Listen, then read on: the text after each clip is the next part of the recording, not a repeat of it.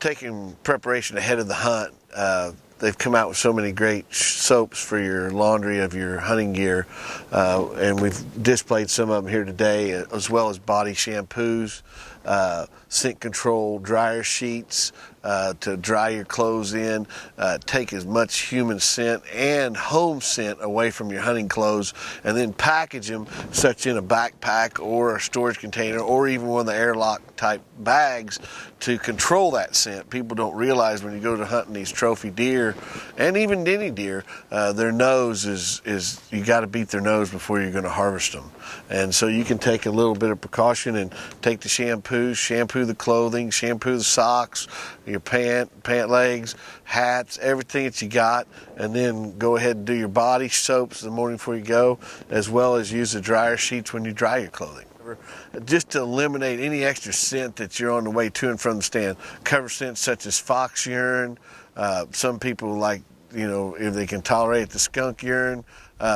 Sometimes the skunk urine displays turmoil or something in some areas, but when you get out in the western parts of the United States, and skunk's more common than a fox, where you need to use those scents accordingly to the terrain you're in. Like eastern Oklahoma, we've got a few foxes, so the fox urine really doesn't cover up that much.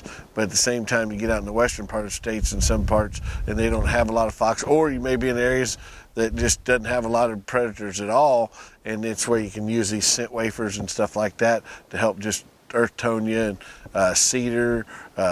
They've got all sorts of gels that you can use as far as scent cover up, and it just helps to, just a little more helps. Maybe that one thing to get by that one doe for that big buck to walk down that trail.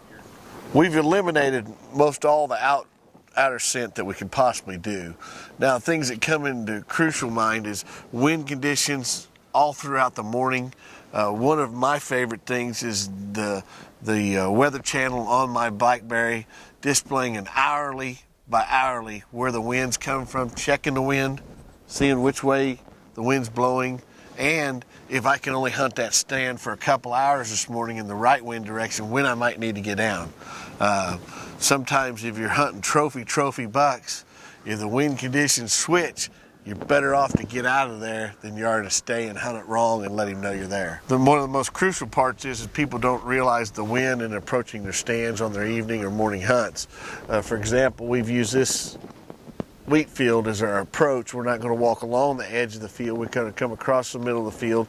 We're going to come in here. The wind's out of the south. We're going to approach it coming from the north, and then we're going to let our scent travel back out. And we've used a pinch point here in the corner of a wheat field where we got a fence, power line right away, and it makes those deer come through this actual pinch point to give us the best opportunity to harvest an animal.